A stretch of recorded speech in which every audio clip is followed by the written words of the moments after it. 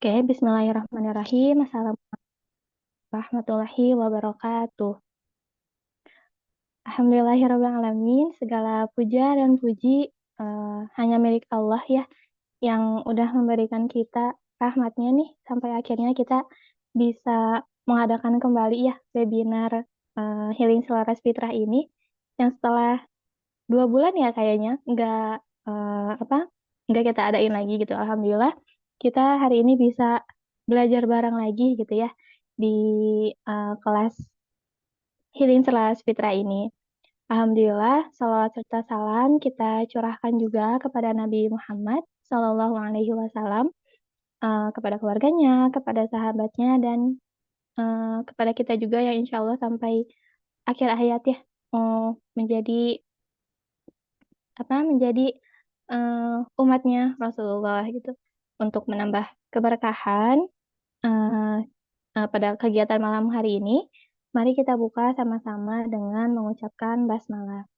Bismillahirrahmanirrahim. Oke, kenalkan teman saya semua, teteh-teteh, kakak-kakak semua. Nama aku Indah, salah satu konten kreatornya di Heal Yourself ya gitu. Nah, insya Allah malam hari ini aku akan menjadi moderator selama berlangsungnya webinar di malam hari ini.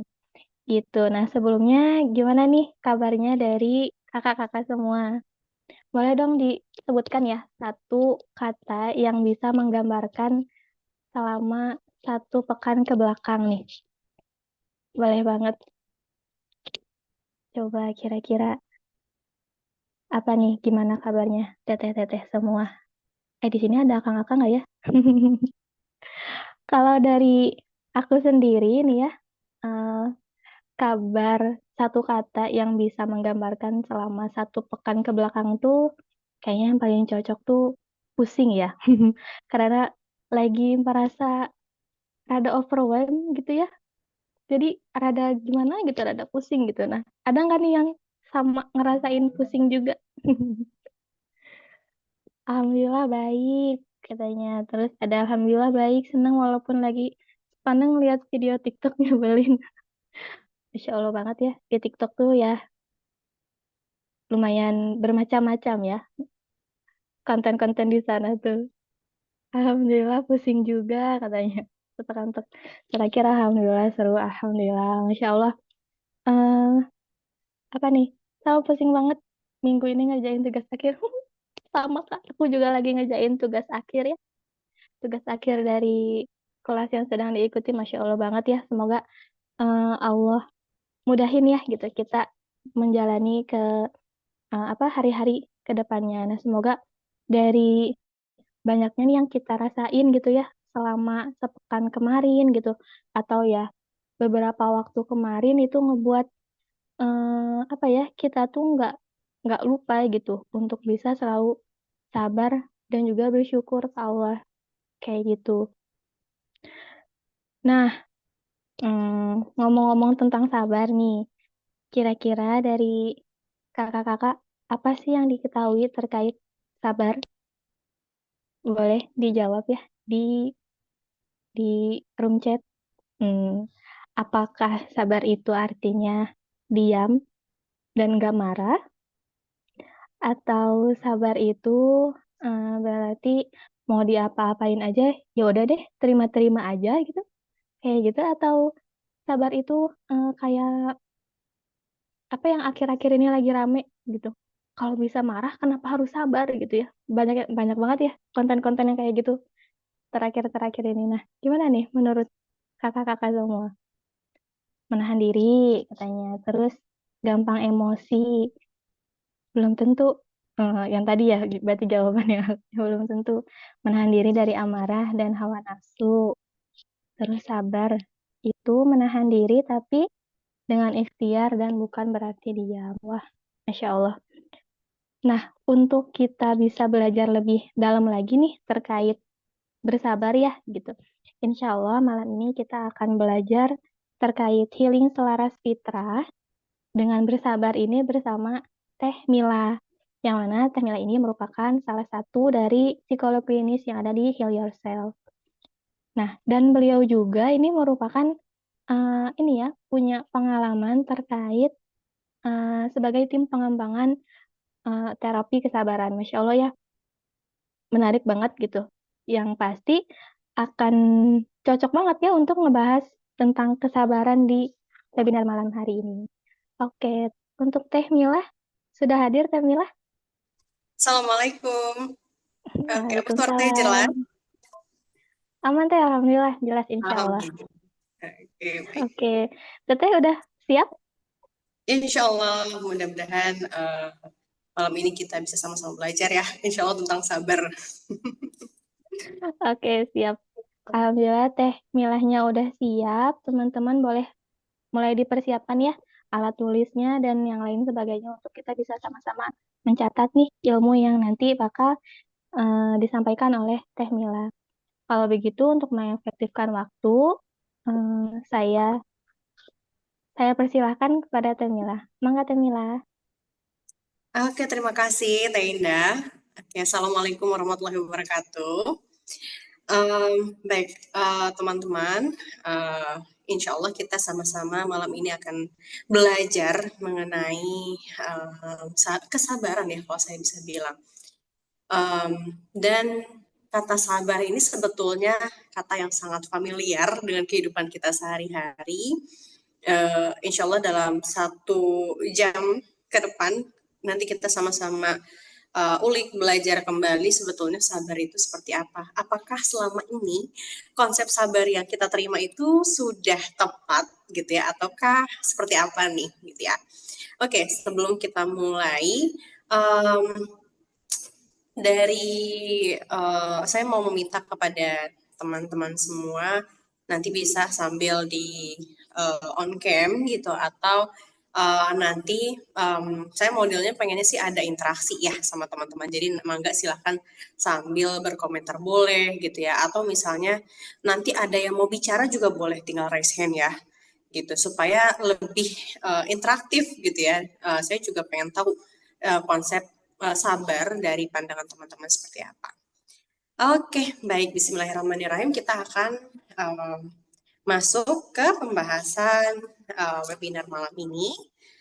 Kalau sabar bisa bikin tenang, kenapa harus marah? Betul ya, ini seringkali kita mengutamakan respon perasaan ketika mendapatkan suatu hal ataupun menghadapi situasi atau kondisi tertentu. Tapi kita lihat lagi apakah memang respon tersebut sudah tepat atau belum. Oke, baik. Kita akan lihat di slide selanjutnya. Ini ada pertanyaan ya sebetulnya. Maaf, ada pernyataan. Aku sudah bersabar kok. Nah, kira-kira ini saya akan memberikan 3 bentuk pernyataan. Maaf, 3 intonasi mungkin ya, pernyataan dari aku sudah bersabar kok. Ada orang yang bilang gini ketika dia mendapatkan masalah, aku sudah bersabar kok, gitu. Itu yang pertama. Kemudian, aku udah bersabar kok, itu yang kedua. Dan yang ketiga, ada yang dia nggak bicara tentang aku sudah bersabar kok, gitu.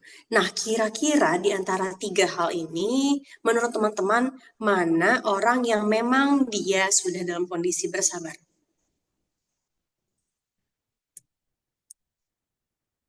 Oke, ada yang jawab terakhir, ketiga.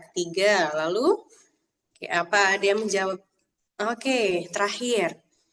Yang nggak ngomong, oke, baik.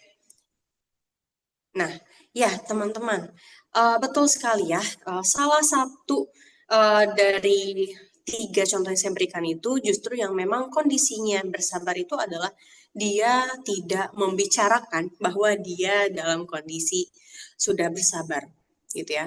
Yang pertama, dia dalam bentuk kesal atau mungkin mixed feeling sebetulnya, sehingga dia bilang aku sudah bersabar kok gitu. Padahal sebetulnya belum pada tarafnya, belum sampai ke paham konsep sabar yang sebenarnya.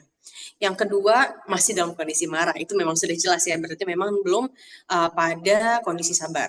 Dan yang ketiga, kenapa kok dia yang diam gitu ya, dia yang nggak ngomong, malah dia yang sudah bersabar Oke, ada yang bisa jawab? Kalau nggak ngomong tapi per mood gimana Kak? Oke, kalau karena nggak ngeluh. Oke, oke ada lagi? Oke, karena sudah menerima. Oke, nah kondisinya gini, ketika memang sudah paham dengan konsep sabar itu sendiri, salah satu uh, makna dari sabar itu adalah dia menahan diri untuk mengeluh, gitu ya. Nah, mungkin perengat itu kembali lagi, ini akan masuk ke respon yang pertama tadi ya, gitu. Karena energinya sudah habis, sudah dipakai untuk mewujudkan sabar. Oke, ada yang seperti itu. Nah, kalau misalkan energinya sudah habis dipakai untuk sabar, ini memang perlu dievaluasi lagi ya. Nah, tapi kita lihat kembali, salah satu makna dari sabar itu adalah menahan diri, gitu ya. Nanti kita akan bahas lebih lanjut menahan diri yang seperti apa. Oke, baik. Selanjutnya, um, kita akan berkenalan dengan apa itu kesabaran. Nah, sebelum nanti kita bahas lebih lanjut, saya mau lihat dari teman-teman sekalian, kesabaran menurut teman-teman itu seperti apa?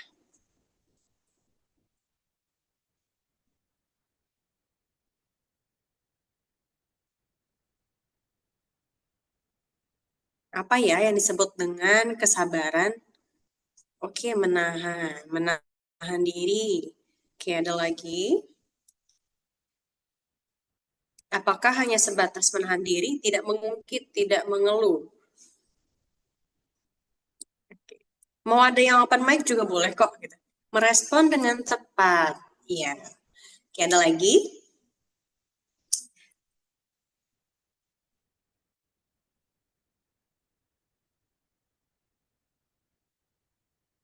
Ketika kita ya udah nggak apa-apa.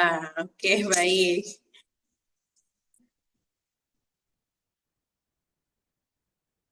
Menerima. Oke. Ada lagi. Kesabaran menurut saya menjalankan amanahnya dengan semaksimal mungkin, kemudian sambil berdoa dan um, untuk dilapangkan hatinya. Kemudian istiqomah dengan tenang mengatur nafas dan keadaan. Oke, baik. Nah, apakah kita akan lihat nanti ya sebetulnya kesabaran ini sebetulnya di antara teman-teman gitu ya dalam merespon ini sudah ada hal yang nyerempet-nyerempet nih, udah ada yang hampir tepat. Nanti kita akan bahas lebih lanjut gitu. Di awal-awal saya mau lihat dari teman-teman dulu sebetulnya sejauh mana pemahaman teman-teman mengenai kesabaran itu. Oke, nah kita akan sedikit bermain ya tentang mitos dan fakta. Oke, nah di sini ada 5 pernyataan. Oke, kita ke pernyataan yang pertama. Kesabaran itu menunggu hal yang dituju terjadi. Ini menurut teman-teman mitos atau fakta ya?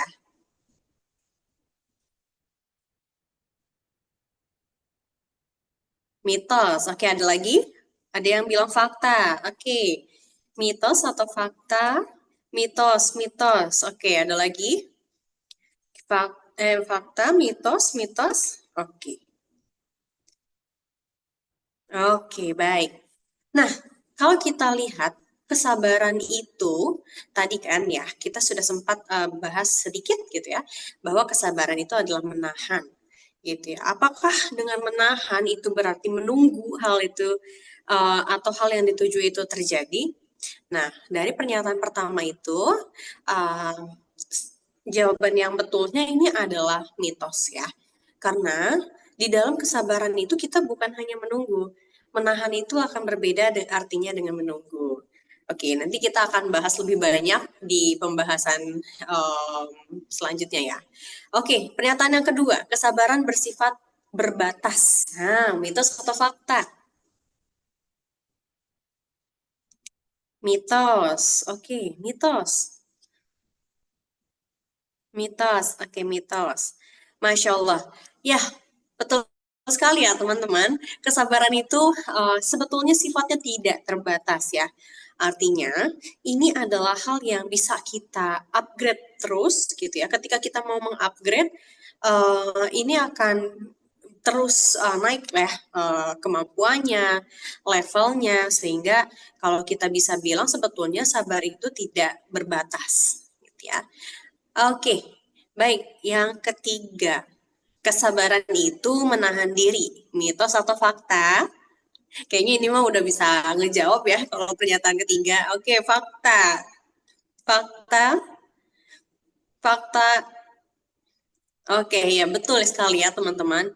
Betul, fakta ya bahwa kesabaran itu memang menahan diri. Oke, kita ke pernyataan yang selanjutnya. Kesabaran merupakan suatu kemampuan yang dapat dilatih. Oke, mitos atau fakta? Fakta, oke. Adakah yang menjawab mitos? Oke, Masya Allah. Teman-teman, saya lihat ini teman-teman sudah mulai dapat nih konsep dari kesabaran itu ya. Nah, betul ya. Kesabaran ini merupakan suatu kemampuan ya. Jadi ini adalah fakta dan kita bisa melatih kesabaran itu sendiri. Gitu ya.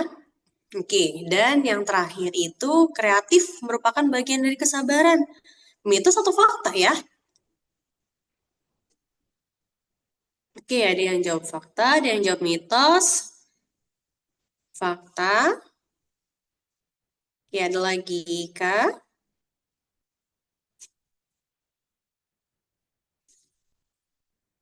Oke. Nah, ya, kreatif itu merupakan bagian dari kesabaran. Jadi ini adalah fakta yang kalau kita lihat sebagian konsep kesabaran di masyarakat ini belum sampai gitu ya. Sehingga akhirnya banyak yang berpandangan bahwa sabar itu ya kita tahan saja gitu ya, atau menunggu saja. Tapi ternyata enggak. Di dalam kesabaran itu sendiri ada salah satu hal yang memang kita perlu lakukan dan hal ini juga salah satunya ya perlu yang bersifat kreatif. Nanti kita akan bahas lebih lanjut kenapa ya kok sampai dengan ke arah kreatif.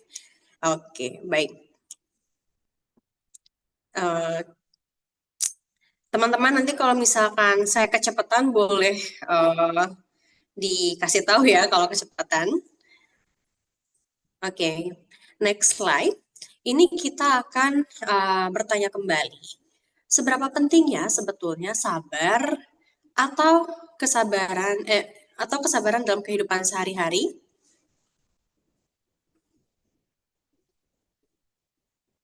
Oke, penting banget sebenarnya. Ada lagi. Oke, seberapa penting dan apa alasannya? Oke, penting banget dan debat, sangat penting. Oke, apa alasan teman-teman nih kalau kesabaran atau sabar ini sangat penting?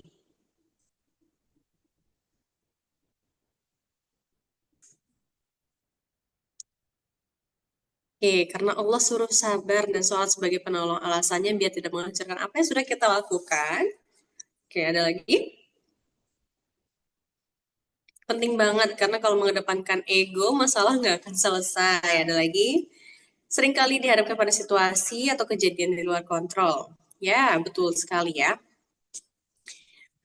Oke, karena bersabar bisa mengontrol emosi. Betul banget. Penting banget karena sifat tergesa-gesa belum sempat terbaca. Tergesa-gesa. Oh, oke, dari syaitan, betul. Penting untuk mendewasakan diri dan bisa mengetahui segala hal agar dapat memproses.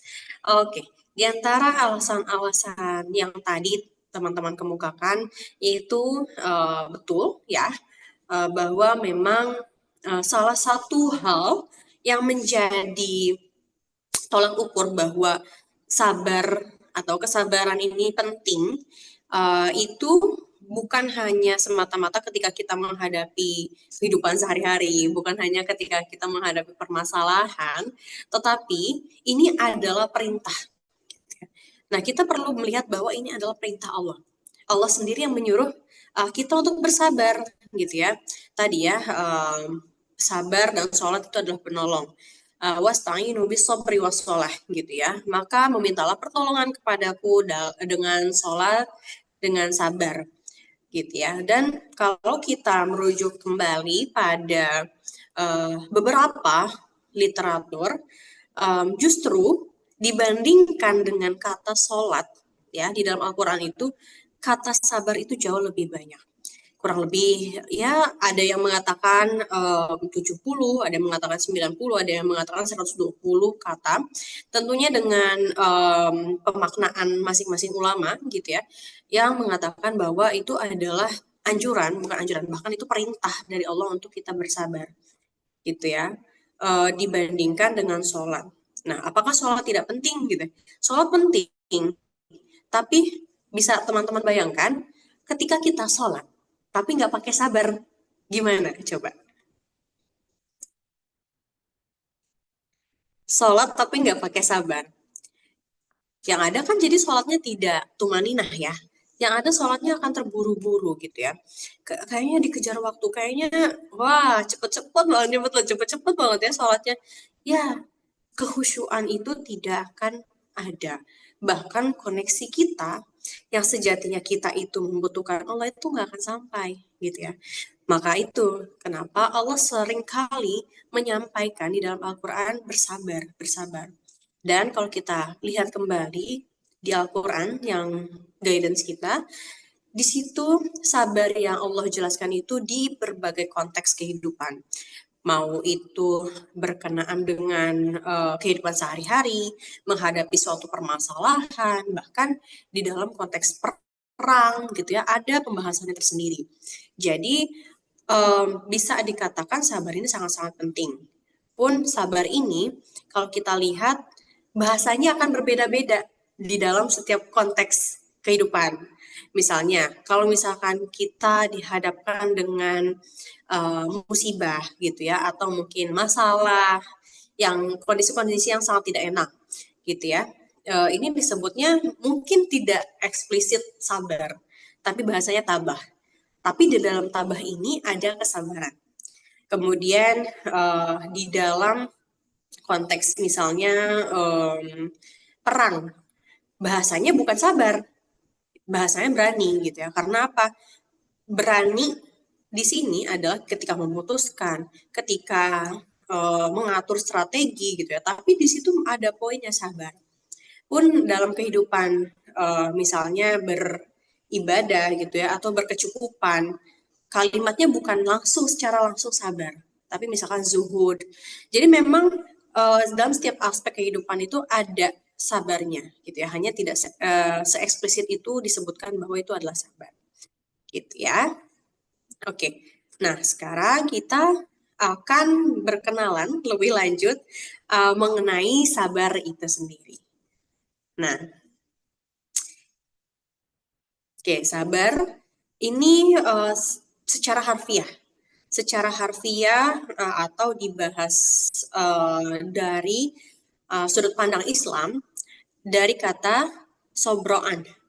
Sobroan artinya memohon atau mencegah. Nah, sebetulnya memohon atau mencegah ini inilah kondisi di mana kita meminta kembali kepada Allah gitu ya. Jadi sabar di sini bukan semata-mata ketika kita melakukan satu usaha saja kemudian tunggu hasil, tapi kita meminta pertolongan Allah di sini. Menahan diri untuk terburu-buru, tergesa-gesa, instan. Nah, di sini ada pembahasan mengenai sobroan gitu ya. Kemudian sobrobih ya. Sobrobih di sini adalah menanggung. Karena di dalam sabar ini biasanya erat kaitannya dengan beban-beban yang akan ditanggung oleh seseorang gitu ya. Nah, sebetulnya kalau misalkan kita melihat dari sudut pandang Islam, sabar ini akan kita temui dari beberapa ulama ya. Salah satunya misalnya dari Quraisy Shihab gitu ya. Quraisy Shihab juga mengatakan bahwa sebetulnya sabar ini menahan diri dari kondisi yang tidak menyenangkan gitu ya, atau tidak berkenan di hati. Sekarang kita lihat apakah kita ketika mendapatkan satu masalah itu hati kita berkenan nggak ya untuk dapat masalah tersebut?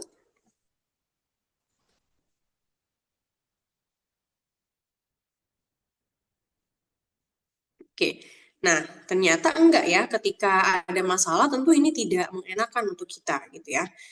Nah kemudian dari Ibnu Qayyim Al-Jauzi, ini nama yang familiar ya sebetulnya.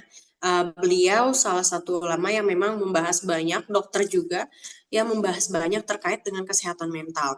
Di mana Ibnu Qayyim Al-Jauzi mengatakan bahwa kondisi sabar ini ada dua bentuk. Yang pertama kondisi sabar berkaitan dengan jasmani, dan yang kedua berkaitan dengan kondisi rohani atau jiwa kita. Nah, artinya di sini sabar itu bukan hanya semata-mata dalam bentuk ketika ada masalah gitu ya, tapi secara untuk jasmani juga sama gitu ya. Nah, kalau jasmani ini kita bisa tahu dari mana kondisinya bersabar. Kondisi bersabar ini kita bisa tahu dari kondisi kesehatan deh.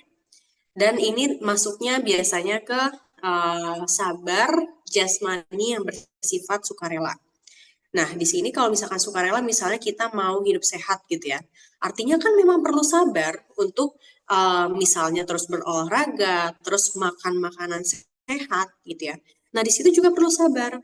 Kalau misalnya ternyata uh, ketika mau hidup sehat gitu ya, tapi ada poin-poin di mana kita lalai tanda kutip lalai dari konsistensi kita biasanya, itu tentunya menjadi sumber penyakit baru gitu ya bagi tubuh.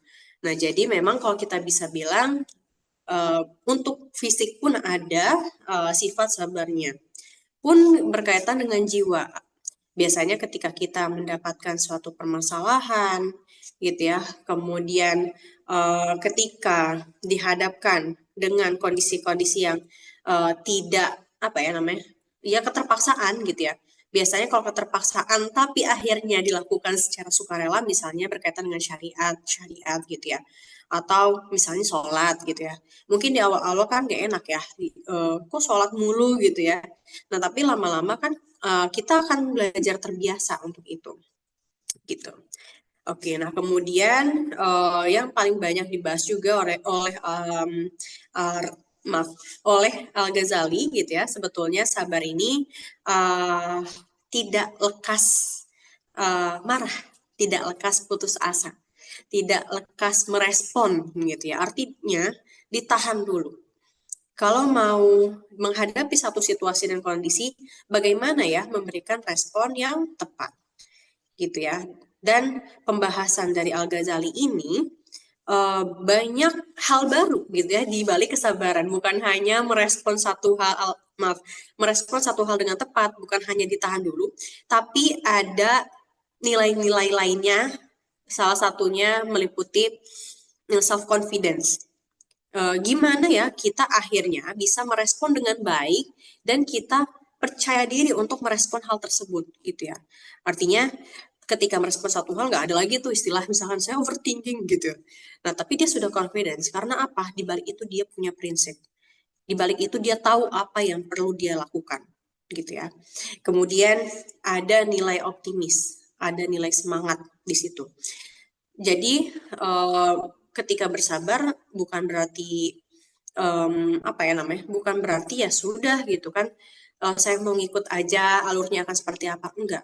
Tapi dia akan melakukan ikhtiar-ikhtiar yang bisa dia lakukan, dia akan mencari tahu lebih banyak dan dalam kondisi yang bersemangat gitu ya.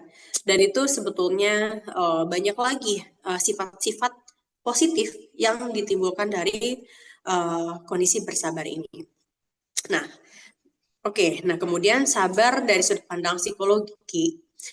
Di psikologi ini sebetulnya banyaknya pembahasan berkaitan dengan sabar ini sebetulnya lebih ke arah ke psikologi positif gitu ya. Kalau kita mencari keyword dari sabar itu sendiri mungkin akan lebih banyak muncul dari pembahasan psikologi Islam atau ilmu jiwa atau berkaitan dengan spiritual, religius gitu ya. Tapi kalau misalkan dari sudut pandang psikologi, dia bahasanya lain ya. Kalau kita cari passion itu nggak banyak yang menunjukkan tentang kesabaran itu sendiri, tapi memang akan menunjukkan penelitian berkaitan dengan passion yang artinya pasien ya, pasien dalam kondisi sakit. Karena memang kata passion ini diambil dari kondisi pasien yang sedang bersabar dalam kondisi sakitnya gitu. Nah, tapi pembahasan lainnya dalam psikologi barat itu lebih ke arah self control, kemudian atau pengendalian diri, resiliensi gitu ya, atau perseverance atau kegigihan, bagaimana ya seseorang bisa gigih melalui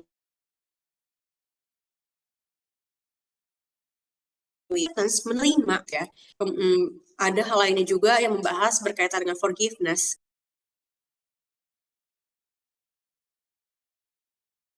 Barat ini dirangkum dalam topik pembahasan psikologi positif gitu. Oke. Nah, selanjutnya kita akan lihat dari sudut pandang psikologi Islam. Nah, sebetulnya secara psikologi Islam di sini saya ambil dari penelitian yang terakhir yang saya lakukan dan memang diterapkan juga untuk dilakukan penyusunan terapi kesabaran itu sendiri ya. Gitu. Nah, sebetulnya kalau kita lihat kembali, kesabaran itu bukan hanya semata-mata sifat, tapi ini adalah kemampuan gitu ya. Artinya kalau yang disebut dengan kemampuan, kita bisa mengupgrade gitu ya skill atau kemampuan diri kita. Kita bisa melihat kembali ke dalam diri kita. Oh, sudah sejauh mana ya kita menerima gitu ya.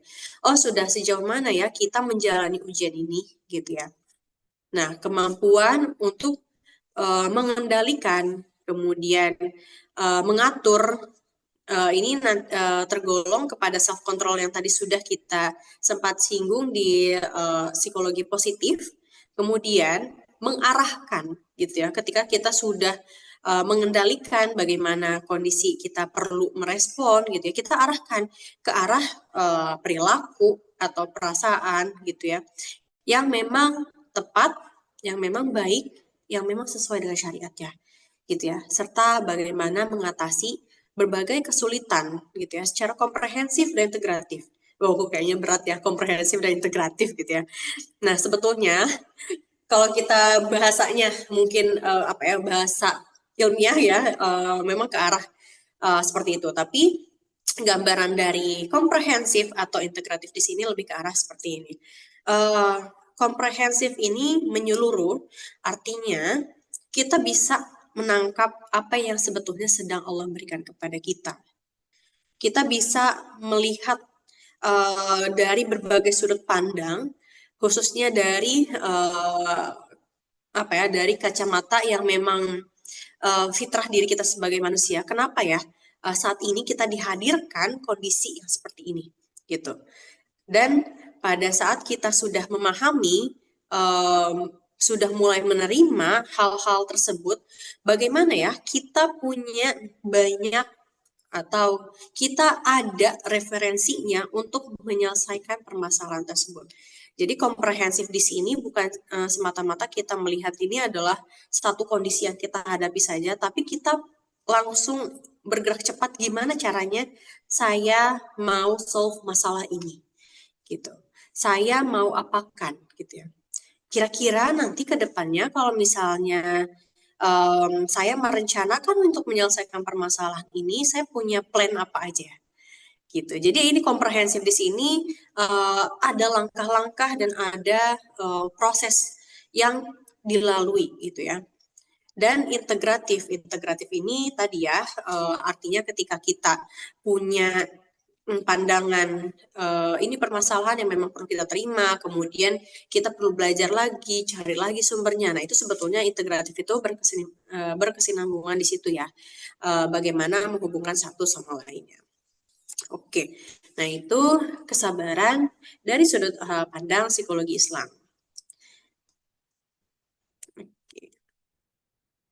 Nah, baik. Untuk selanjutnya,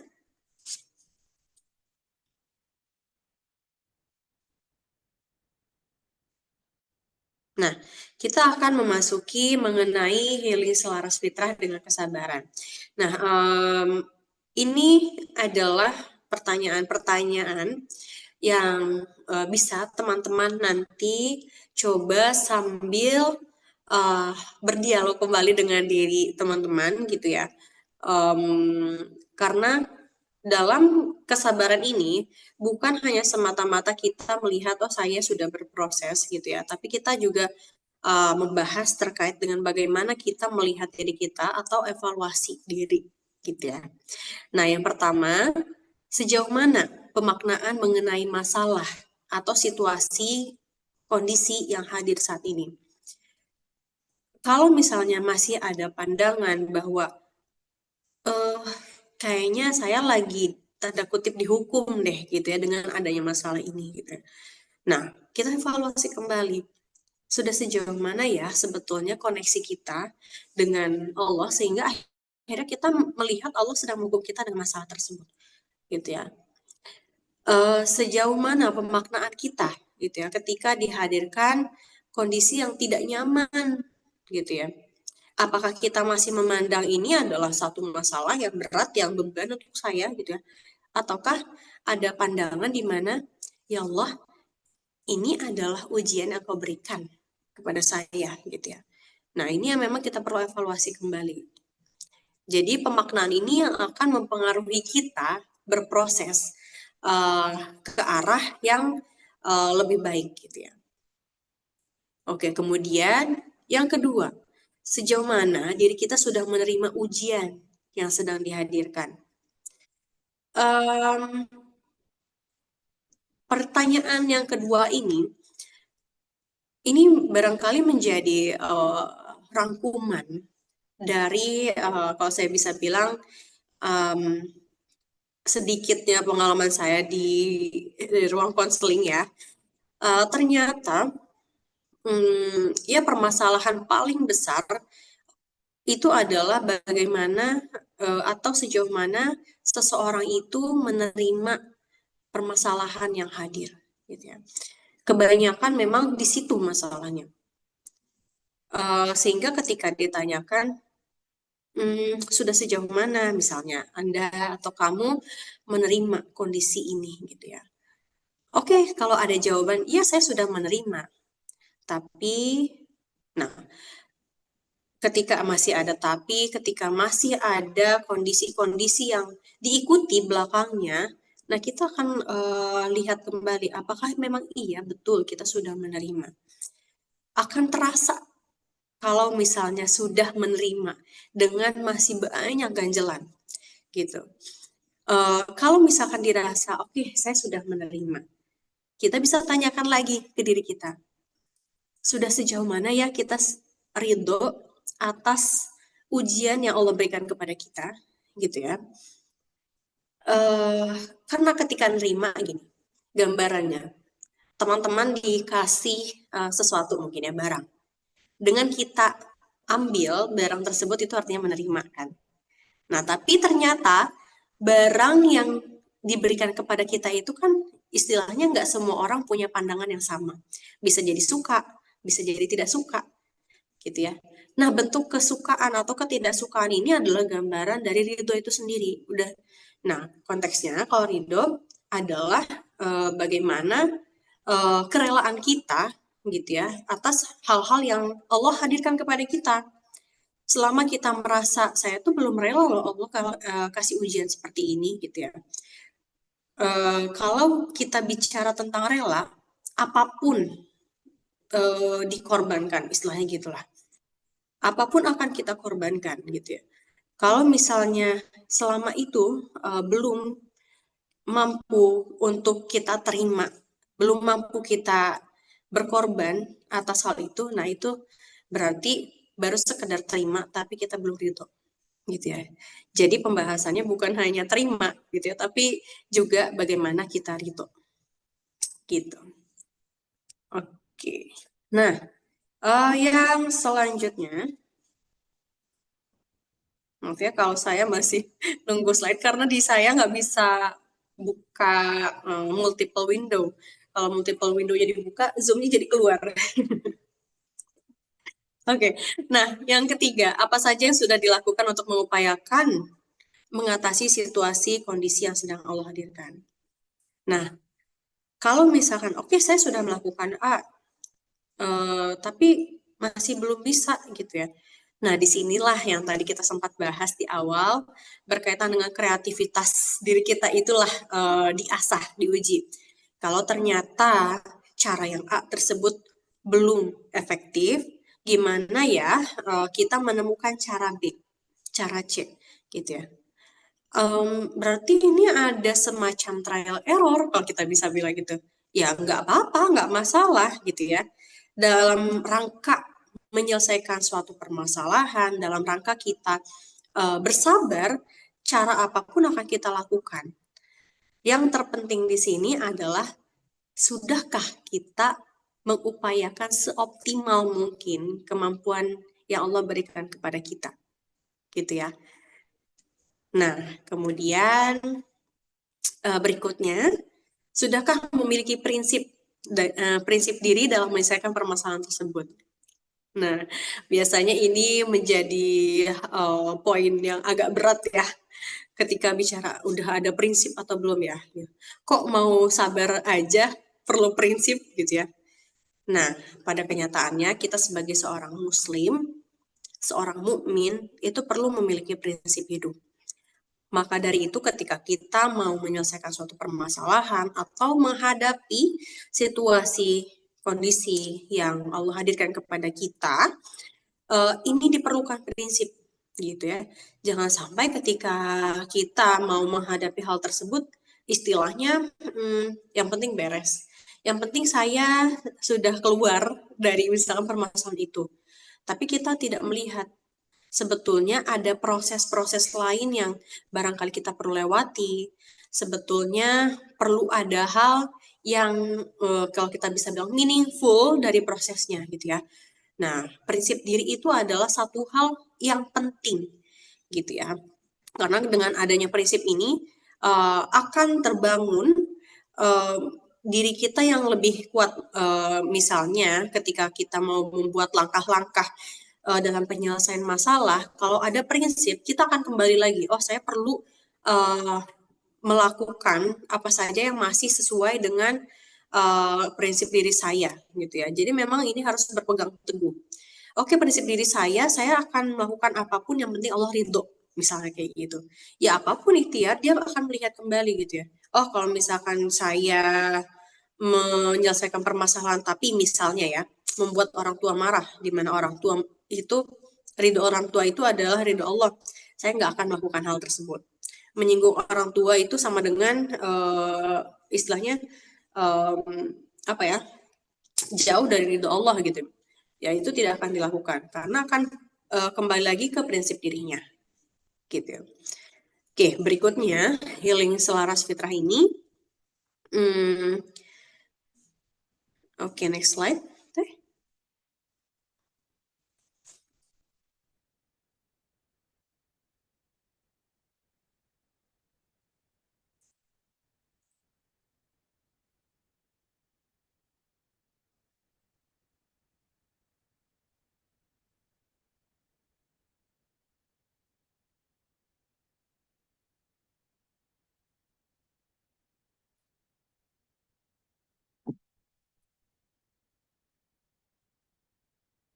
Oke, baik. Yang berikutnya, bagaimana dengan prasangka kita selama menjalani ujian yang Allah hadirkan? Nah, prasangka itu ini akan mempengaruhi juga pandangan kita mengenai masalah atau situasi atau kondisi yang hadir kepada kita. Misalnya,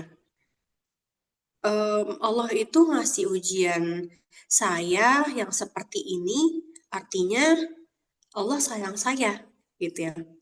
Atau Allah itu memberikan ujian saya seperti ini adalah hukuman untuk saya.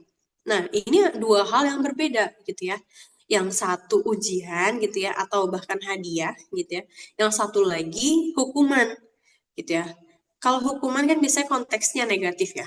Gitu. Ketika kita berprasangka negatif, akhirnya selama proses itu uh, akan ada hal negatif juga dari baik itu misalnya dari penerimaan gitu ya, karena tadi diawali dengan prasangka yang buruk gitu ya.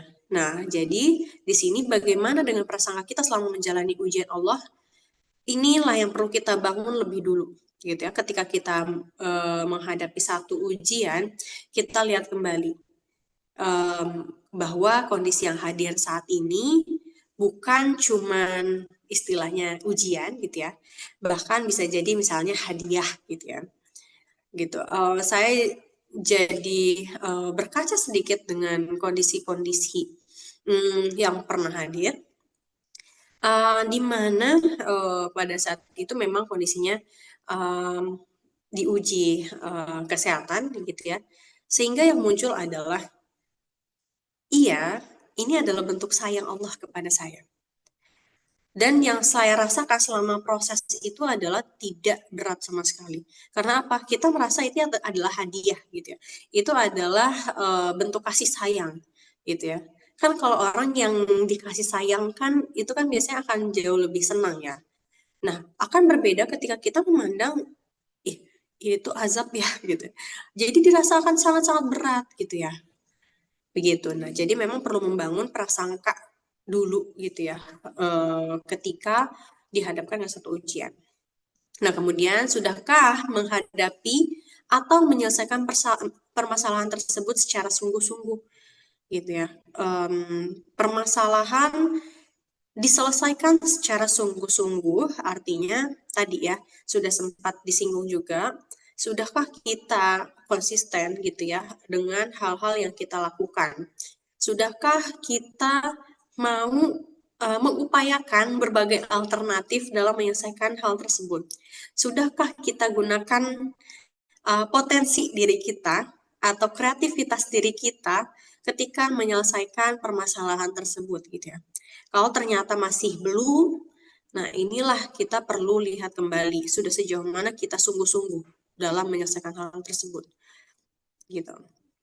Nah, kemudian sejauh mana konsistensi kita dalam bersungguh-sungguh menghadapi permasalahan tersebut. Bahasa lainnya ini adalah istiqomah gitu ya.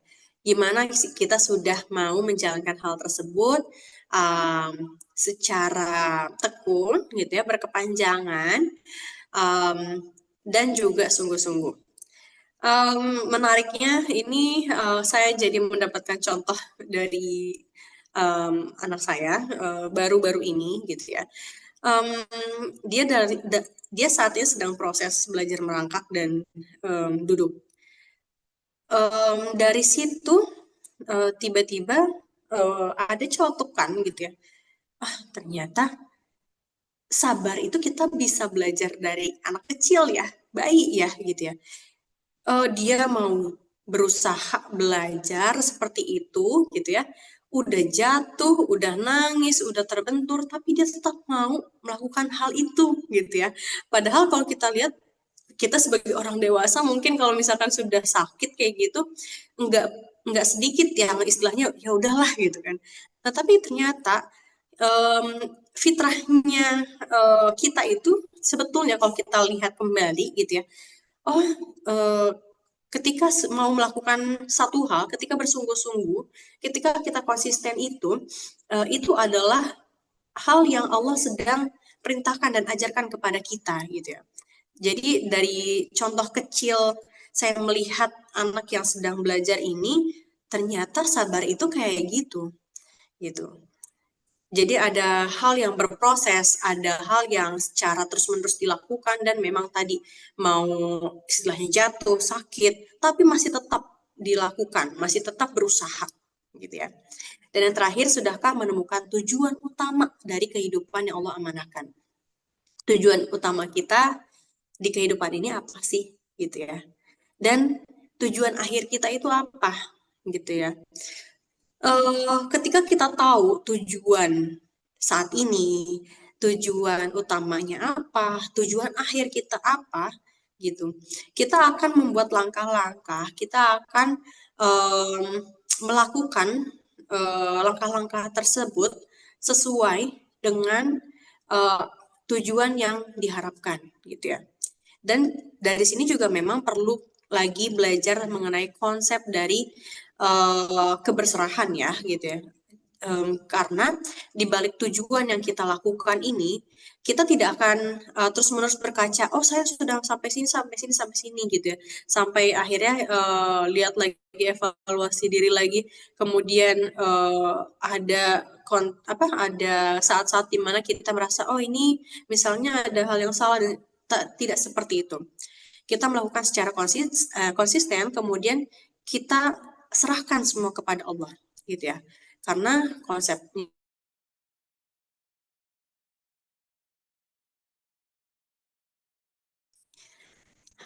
Oke.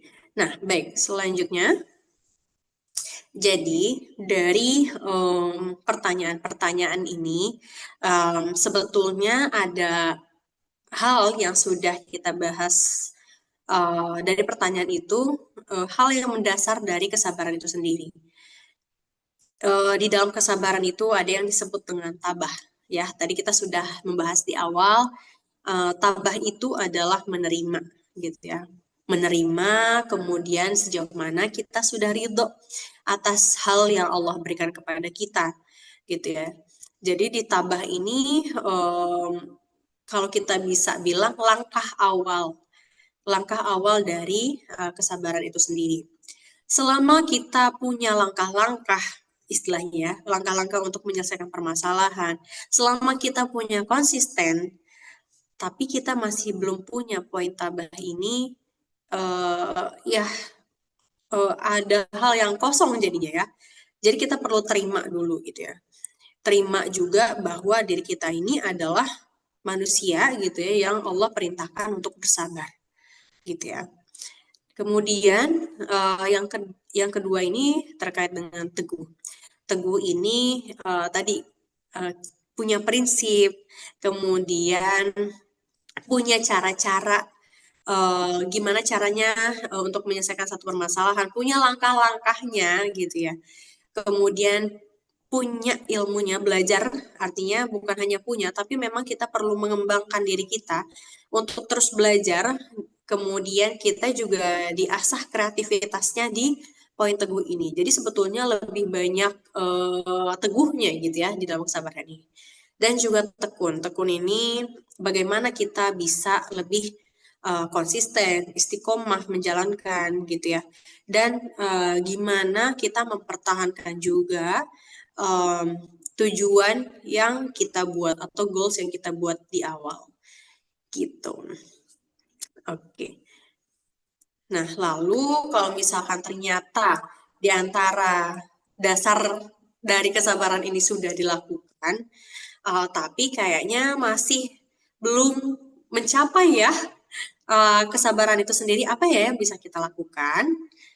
Nah, ini ada beberapa poin yang bisa teman-teman upayakan gitu ya. Yang pertama itu adalah belajar. Di sini saya berikan kata tanda kutip gitu ya, belajar, karena gini, belajar itu ternyata tidak hanya semata-mata misalkan di bangku sekolah, bangku kuliah, atau mungkin di course tertentu gitu ya. Mengenai kehidupan kita pun memang kita masih perlu belajar gitu ya. Nah, di sini belajar arti menerima. Kalau misalkan ternyata saya harus belajar menerima ini dalam waktu lama, kayak gimana? Ya nggak apa-apa. Itulah yang perlu belajar gitu ya. Itulah yang perlu diterima lebih dulu gitu ya. Karena itu prosesnya bersabar di situ. Kemudian yang kedua, memperluas dan memperkaya di sini. Lagi-lagi ini adalah tentang belajar gitu ya. Kita cari referensinya gitu ya. Boleh misalkan teman-teman baca buku, atau mungkin buka-buka kajian gitu ya. Atau mungkin melihat dari pengalaman orang lain, itu juga sama ya, belajar juga gitu ya. Dan itu bisa menghadapi satu situasi dan kondisi gitu ya. Kemudian kenali dan asah potensi diri. Kenali diri kita. Apa yang jadi kemampuan kita? Apa yang menjadi kelebihan dan kelemahan kita? Ketika ada kelebihan, bagaimana ya bisa lebih optimal? Kalau misalnya ada kekurangan, bagaimana ya bisa diperbaiki? Sehingga nanti langkah-langkah yang kita ambil pun sesuai dengan kemampuan gitu ya. Kalau misalkan ternyata saya mau A, tapi itu adalah ideal kita yang misalkan tidak bisa dicapai, nanti jadi stres sendiri, jadi masalah baru gitu ya. Sehingga akhirnya kita perlu berkaca lagi dengan apa yang menjadi kemampuan diri kita. Maka dari itu memang penting untuk mengenali kondisi diri kita. Dan asah potensi diri kita yang lebih tahu mampunya kita di mana gitu ya. Cara-cara A misalkan di orang B gitu ya, itu efektif. Apakah kita efektif juga? Misalnya ternyata enggak, kita perlu cari cara lain. Nggak bisa misalkan disamaratakan saya bisa kayak dia gitu ya. Karena potensi orang pun berbeda-beda gitu ya. Dan yang terakhir, belajar menemukan alternatif penyelesaian masalah. Secara tidak langsung, kesabaran ini bukan hanya kemampuan untuk bersabar saja, tetapi kita juga jadi mengupgrade skill bagaimana kita menyelesaikan suatu permasalahan, gitu ya.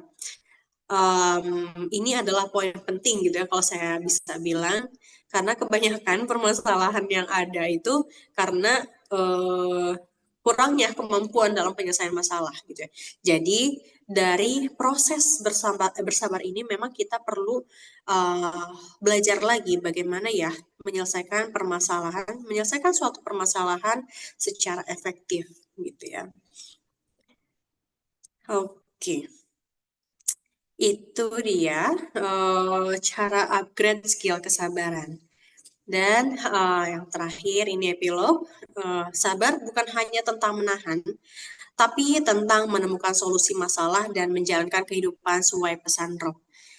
Kemudian sabar adalah proses bertumbuhnya diri dan meluaskan keadaan hati, serta keberserahan segala jalan yang diupayakan kepada ilahi. Oke, wallahu a'lam bishawab. Itu yang bisa saya sampaikan. Mangga saya kembalikan lagi ke Teh Indah. Baik, Alhamdulillah. Terima kasih banyak Teh Mila untuk insight-nya ya terkait kesabaran ini gitu. Masya Allah banget untuk apa namanya eh, penjelasannya gitu ya. Karena banyak banget sih insight baru gitu ya untuk Indah sendiri gitu. Jadi eh, kita memasuki ini ya teman-teman. Apa namanya sesi tanya jawab. Jadi mangga untuk teteh-teteh semua atau mungkin ada akang juga di sini yang mau bertanya boleh banget. Mau langsung raise hand ataupun di chat itu boleh banget ya. Nah, ini udah ada dua orang nih Teh yang udah raise hand. Boleh dari Teh Sahla dulu mungkin ya? Boleh Teh Sahla. Terima kasih kepada Akang Teteh yang telah hadir di acara webinar yang begitu sangat mengagumkan ini. Perkenalkan, nama saya Syahsafa Hasanah. Saya berasal dari Tasikmalaya dan sekarang saya menempuh kuliah di jurusan bimbingan konseling di salah satu Universitas Muhammadiyah Tasikmalaya. Di sini saya izin bertanya ya Teh kepada pemantik yang begitu sangat luar biasa pembahasannya. Nah, di sini tuh Salah punya masalah nih, sebuah studi kasus di mana Salah telah ikut, bukan ikut sih, telah menonton sebuah yang di Mhm. mana video TikTok yang di mana di sini tuh soal tentang ortu protes ke konselor gara-gara permasalahan yang ada di dalam keluarganya. Nah, ini Mhm. harus dilaporkan kepada supervisor yang menaungi konselor tersebut. Udah minta izin baik-baik, malah dibalas kurang ajar sama orang tua konseli dengan dalih ikut campur parenting keluarganya. Spontan, konselor juga memberikan masukan dengan penuh bijaksana, gak marah-marah, namun lawannya ataupun orang tua si konsel itu sendiri nyorongot gitu, ataupun kayak gak menerima. Alhasil ada adu mulut lah bersama antara konselor dan konseli tersebut. Ketahuan ternyata pasangan salah satu ortu dari konseli tersebut itu tuh belum siap menjadi ortu karena masih belum move on sama mantan selama kuliahnya. Dan pasangan sekarangnya yang menjadi istrinya tuh yaitu lulusan PGSD. Nah, ya Mhm. ya bukan PGSD juga sih, tapi lulusan SD gitu ya. Mungkin kebayang ya sama Akang Teteh yang mendengarkan cerita ini tuh benar-benar timpang gitu antara parenting suaminya yang S1 dan istrinya SD gitu, tamatan SD, sehingga ya terjadinya pertengkaran lah dikarenakan pemahamannya yang begitu anjlok pemahamannya. Nah, kita sebagai konselor, calon konselor dan si konselor itu sendiri juga kayak kewalahan untuk menangani permasalahan tersebut sampai-sampai saya juga pas nonton sampai sepanang gitu. Nah, untuk pertanyaannya bagaimana kita sebagai sikap sebagai konselor ketika menemukan permasalahan seperti ini dan Mhm. emosionalnya eh, apa ya disebutnya tuh kayak transparasi emosional, tapi kan kita sebagai konselor harus bisa seprofesional mungkin ya Teh Mhm. untuk memahami permasalahan ini agar kita juga gak sampai transparansi emosional itu tuh tertular kepada orang lain ataupun konseli lain untuk melanjutkan sesi selanjutnya gitu. Apalagi kalau seandainya si konselor tersebut masih memiliki janji gitu sama si konseli 2, 3, 4-nya tuh di hari tersebut itu tuh enggak baik-baik aja. Nah, sikapnya harus bagaimana gitu untuk bisa mengelola emosional itu sendiri. Mungkin dicukupkan sekian. Terima kasih. Bila hifzabilillah, fastabiqul khairat. Wassalamualaikum warahmatullahi wabarakatuh. Waalaikumsalam warahmatullahi Waalaikumsalam. wabarakatuh. Mangga boleh langsung dijawab aja Teh. Oke, baik kalau saya lihat sebetulnya ini masih apa ya, mungkin akan agak jauh dari pembahasan mengenai kesabaran ya, karena itu lebih ke pengelolaan emosi ya. Sebelumnya, punten Teh salah, saya mau kembalikan dulu ke Teh Indah. Bagaimana Teh? Apakah perlu saya jawab karena tadi ya tidak sesuai topik atau seperti apa? Boleh mungkin secara singkat aja kali ya Teh. Oke, nah oke baik Teh Sahla. Jadi memang kalau misalkan seperti itu, memang kita perlu ada ruang lebih dulu ya untuk istilahnya apa ya, mengklirkan kondisi kita gitu ya. Karena tadi tentu kewalahannya secara emosi juga pada saat menghadapi orang tua tersebut. Oke, oke. Nah, sebetulnya gini, kalau misalnya berkaitan dengan hal itu, saya rasa sebagai konselor kita juga udah diajarkan teknisnya gitu ya, bagaimana menghadapi klien gitu ya, sehingga ini kita tetap on track aja dengan penggunaan teknis yang diajarkan, yang sudah dilatih gitu ya. Karena eh, ketika kita sudah di luar konseling, rasanya itulah yang memang kita perlu istilahnya bertukar topeng kalau konselor itu ya. Nah, sudah di luar ruangan konseling itu ya kita pakailah topeng kita yang sebenarnya gitu, bukan sebagai konselor gitu. Jadi berkaitan dengan kesabarannya paling di situ aja tetap gunakan teknis yang biasa digunakan gitu ya. Karena kembali lagi ini kan sebetulnya ke profesionalitas pekerjaan gitu ya. Oke gitu kurang lebih ya Teh Sahla. Mudah-mudahan bisa menjawab.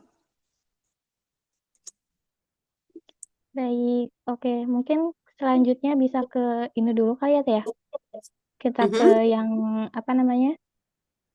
Raise hand lagi gitu boleh ke Teh Munadia. Oke, terima kasih Teh Indah. Mhm. Izin bertanya ya Teh, sebelumnya tentang kesabaran mengenai Mhm. permasalahan-permasalahan yang kita hadapi. Ketika Mhm. masalahnya datang bertubi-tubi gitu ya, Mhm. tentu kita akan memaknai. Proses memaknai ini kan penting ya. Ini tuh ujian Mhm. atau hukuman atau apa gitu. Seperti Mhm. yang Teteh sampaikan tadi, ketika kita memaknainya sebagai, oh Allah tuh sayang, biar kita kembali lagi kepadanya, biar kita tuh ingat lagi jalannya gitu. Nah, Mhm. dalam prosesnya, ketika berusaha menyelesaikan masalah dengan literasi gitu, saya harus gimana menyelesaikan ini gitu. Ada kecemasan-kecemasan teh yang timbul. Kalau saya begini, apakah jalan ini sudah benar? Kalau saya begini, apa yang akan terjadi gitu loh. Kecemasan-kecemasan itulah akhirnya malah memperkeruh gitu. Mhm. Maju takut, freezing, diem aja juga tahu kalau masalah ini nggak akan selesai kalau diem aja gitu ya. Mundur, Betul. flight gitu ya, pergi menjauh gitu. ada sisi diri yang membisikkan kayak kamu tidak dewasa kalau kamu mundur gitu. Ada sisi yang seperti itu gitu di diri saya pun, maksudnya ini harus gimana, si kecemasan ini tuh akhirnya memperlambat proses kesabaran, bukan memperlambat, menghambat gitu, yang tadinya udah sabar, udah memaknai, udah mencoba mendekatkan diri lagi kepada Allah, tapi kan harus take action ya untuk menyelesaikan masalah. Tapi Mhm, sebelum take action teh, kecemasan-kecemasan ini datang gitu. mhm. Oke, Iya, mungkin itu kan pertanyaannya. Terima kasih. oke baik. Sami-sami. Saya langsung jawab aja, Kak Indah. Iya Teh, Mangga. Oke, baik, terima kasih Teh. Oke, Teh Bu Nadia. Jadi memang kondisinya istilahnya masalah banyak gitu ya, sudah mencoba memaknai, tapi tadi ya ada situasi atau kondisi cemas yang mengikuti. Nah, sebetulnya memang kalau dirasa kecemasan ini mengganggu gitu ya, yang berproses lebih dulu adalah kondisi cemas itu tadi gitu ya. Kita perlu paham sebetulnya cemas ini datangnya dari mana gitu ya. Sebetulnya cemas ini apa? Apakah memang cemasnya sudah sesuai ya? Karena kan cemas itu ada yang memang sesuai penempatannya, ada yang tidak sesuai gitu ya. Nah, itu dulu konsep itu dulu yang memang perlu dipegang sehingga nanti ketika kita memasuki konsep bersabar gitu ya untuk mengatasi permasalahan-permasalahan yang banyak ini kita sudah lebih rileks gitu ya. Kalau misalkan kondisinya masih tanda kutip genting diri kitanya gitu ya. Nah, proses inilah yang akan memberatkan tadi di proses pemaknaan dan sebagainya. Ketika menghadapi satu hal dalam kondisi yang genting ini kan sebetulnya tidak apa ya istilahnya jadi kurang works juga ya karena ada hal yang berbenturan. Jadi memang yang perlu dipastikan adalah kita tenangkan diri gitu ya. Paling enggak sebetulnya kita pegang cara-cara yang efektif untuk diri kita untuk menenangkan pada saat mulai ada rasa cemas gitu ya. Misalkan pada saat itu ada pikiran-pikiran yang muncul gitu ya. Kita lihat kembali gitu ya. Ini pikiran apa ya? Hmm, istilahnya bermanfaat gak sih buat saya gitu ya. Kalau misalkan ternyata ini malah mengganggu, oke, saya mau fokus dulu sama apa yang mau sedang saya proses gitu ya. Gitu dulu. Jadi memang kondisinya perlu tenang lebih dulu. Oke, mudah-mudahan menjawab ya Teh Munadia. Oke, mangga silahkan Tinda. Oke, baik. Terima kasih Teh Nila untuk jawabannya ya. Selanjutnya mungkin kita coba ke ini dulu ya Teh ya. Ke chat dulu, ke kolom chat. Pertama di Teh ada terkait dari ini ya, dari Teh Nur Anis. Teh izin bertanya Teh, bagaimana cara merilis emosi dari kesabaran yang dipendam karena apabila diucapkan akan lebih membesar masalah. Lalu bagaimana supaya kesabaran ini nggak jatuh pada keputusasaan dalam menghadapi masalah yang tidak kunjung selesai. Gitu katanya Teh. Oke, baik. Terima kasih Teh Indah. Oke, gimana caranya merilis emosi ya? Gini, apakah kesabaran itu sama dengan tadi ya emosi yang dipendam? Karena kan ini kesabaran yang dipendam. Rasanya kalau kesabaran itu tidak ada hal yang istilahnya akan berbeda. Maksudnya gini, kesabaran itu akan berbeda dengan emosi yang dipendam gitu ya. Nah, kita perlu lihat dulu emang ini emosi yang dipendamkah atau memang bentuk sabar. Kalau misalkan ternyata ini adalah emosi yang dipendam, kita perlu cari caranya gitu ya. Bagaimana pada akhirnya yang dirasakan ini bisa tersalurkan gitu ya. Misalnya gitu ya, entah itu mungkin journaling atau mungkin dalam bentuk lainnya gitu. Itu dulu yang memang perlu dilakukan. Perlu make sure dulu ini apakah emosi yang dipendam ataukah di balik itu yang kita sebutkan dengan kesabaran gitu ya. Karena kesabaran dengan emosi yang dipendam itu berbeda. Ya, jadi memang perlu rilis dulu emosinya. Baru kita lakukan poin-poin lebih lanjut. Misalnya tadi, kalau misalkan dirasakan dengan mengkomunikasikan itu akan lebih baik, ya kenapa tidak untuk disampaikan gitu ya. Atau misalnya kita cari cara yang efektif lainnya gitu ya. Kalau misalkan cara A tidak berhasil ya bisa dicoba cara yang B dan seterusnya. Karena kalau dilihat di sini lebih ke arah em, emosi yang dipendam gitu ya. Karena tadi ya ada yang ditahan tapi khawatir memperbesar masalah gitu ya. Jadi memang perlu dicari tahu dulu bagaimana Teh Nur Anis merilis kondisi emosinya dulu, baru diupayakan kondisi-kondisi yang lainnya yang sekiranya itu bisa dapat menyelesaikan permasalahan. Gitu ya Teh Anis ya. Wallahu a'lam bishawab. Oke, baik. Terima kasih Teh untuk jawabannya. Mungkin satu pertanyaan lagi aja kali ya Teh ya? Mangga Teh. Boleh nih kita balik lagi aja ya ke yang Raisen, boleh dari Teh Dania? Teh Dania? Mangga Teteh. Oke, misi saya izin bertanya tentang kalau misalkan kan ada kesabaran itu katanya punya plan gitu. Apakah maksudnya kesabaran itu ada plan? Apakah bisa dibentuk planningnya gitu? Apa saja kan yang bisa saling terintegratif gitu. Nah makanya saya ingin bertanya tentang apakah kesabaran itu punya suatu plan gitu dalam prosesnya gitu. Itu saja sih. Terima kasih. Oke, terima kasih Teh Dania. Oke, ya betul. Ketika kita mau berproses dengan kondisi yang sedang dihadirkan kepada kita, kita perlu punya plan-nya gitu ya. Dan plan ini tidak bisa misalnya terpaku hanya satu saja. Artinya punya cara-cara lainnya gitu ya. Kalau misalkan kita sudah ada plan dan dipastikan dulu bahwa itu memang bisa kita lakukan gitu ya. Dan kita lihat dulu ketika melakukannya apakah efektif. Nah, kalau misalnya sambil dilakukan itu ada plan yang lain, boleh segera misalkan ditulis, dicatat dan sebagainya, sehingga akhirnya kita bisa lihat nih kalau misalkan ternyata plan ini tidak efektif, kita bisa pakai cara atau plan B atau plan C gitu ya. Karena ya tadi kreativitas yang dibahas dalam kesabaran itu salah satunya ini ya, terkait dengan penyusunan langkah, penyusunan rencana-rencana yang dilakukan ke depannya, khususnya untuk mencapai goals atau tujuan yang kita inginkan atau kita tuju. Gitu ya Teh, wallahu a'lam bishawab.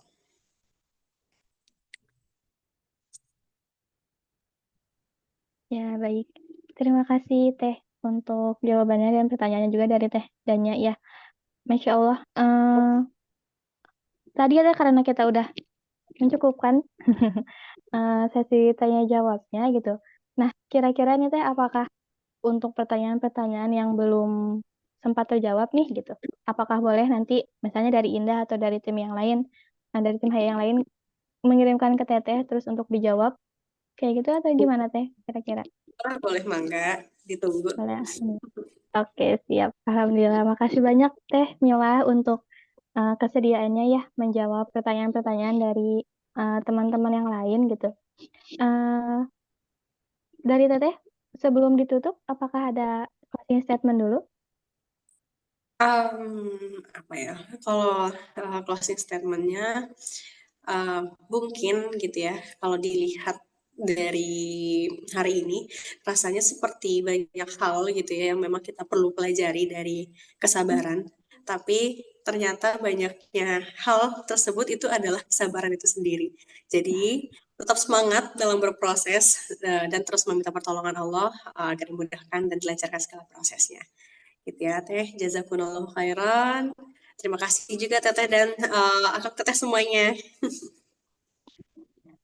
Baik, jazakallah khair juga untuk Teh Mila yang udah kasih kita banyak insight nih gitu ya di malam hari ini terkait kesabaran yang ternyata dari untuk kita mencapai kesabaran itu ya perlu kesabaran juga gitu ya ternyata gitu. Jadi ya perjalanan untuk mencapai kesabaran itu pasti panjang banget gitu. Jadi ya tadi ya yang tadi Teteh bilang gitu, perlu adanya konsistensi juga gitu dalam kita mencapai kesabaran itu sendiri. Masya Allah. Sekali lagi jazakillah khair untuk Teh Mila yang sudah sharing-sharing hari ini gitu. Masya Allah. Terima kasih banyak Teh Mila. Oke. Amin. Ya, alhamdulillah untuk ya teteh-teteh, akang-akang semua, alhamdulillah untuk eh, kelas healing selaras fitrah hari ini ya udah selesai.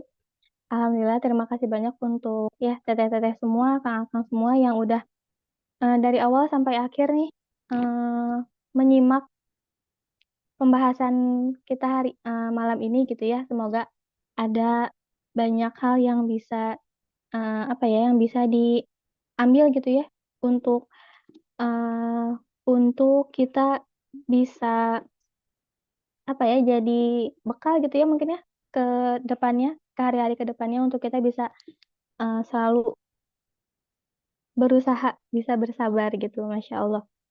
Nah, sebelum ditutup, saya juga mau mengingatkan nih ke teman Haya semua bahwa di Heal Yourself Community ini kita ada program baru ya, yaitu ada dua program baru. Yang pertama itu ada konseling gratis bersama psikolog Mila nih sama Teh Mila gitu ya. Jadi untuk apa namanya? Ya untuk teman-teman yang misalnya belum pernah konseling nih gitu ya di Heal Yourself dan ngerasa aku kayaknya perlu nih untuk konseling gitu. Nah, boleh banget untuk apa ikutan daftar ya gitu karena kita udah mulai membuka pendaftarannya gitu. Jadi boleh banget untuk teman-teman eh, mendaftarkan diri gitu ya di konseling gratis bersama Temilah ini.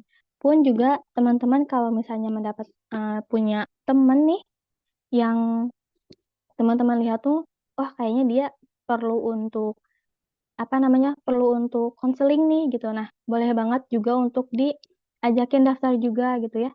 Jadi boleh banget juga terkait info konseling ini bisa disebarkan ke teman yang lainnya. Dan juga ada program yang kedua yaitu eh, Safe Space bersama psikolog Eis sama Teh Eis gitu. Nah, program ini tuh berupa program diskusi kelompok. Jadi nanti di dalamnya teman Haya semua bisa saling sharing nih terkait pengalamannya healing selaras fitrah mengenai berbagai tema gitu ya. Karena dari setiap pertemuannya akan beda-beda nanti tema-temanya gitu. Jadi ditungguin aja untuk info selanjutnya dari Safe Space ya karena kita belum membuka pendaftaran terkait uh, Safe Space ini. Jadi bisa ditungguin aja info selanjutnya di Instagram Heal Yourself atau di grup community. Kayak gitu untuk informasinya ya. Sekali lagi jazakumullah khair untuk teman saya semua yang udah ikut bergabung belajar bareng nih terkait kesabaran gitu ya malam ini. Semoga dengan kita belajar tentang sabar, kita bisa menjadikan diri kita ini lebih sabar lagi gitu ya dalam menghadapi setiap ujian dan setiap ya hari-hari kita ke depannya gitu. Semoga dengan adanya kelas malam ini bisa menjadikan apa ya energi tambahan gitu ya untuk kita melanjutkan kehidupan ke depannya gitu ya. Amin Allahumma amin. Kita tutup sama-sama dengan hamdalah, istighfar dan doa kafaratul majelis. Alhamdulillahirabbil alamin. Astaghfirullahalazim. Subhanakallahumma wa bihamdika asyhadu an la ilaha illa anta astaghfiruka wa atubu ilaik. Alhamdulillah, saya Indah selaku MC memohon maaf untuk segala kesalahan dan kekurangan selama webinar hari ini ya, teman-teman. Wassalamualaikum warahmatullahi wabarakatuh.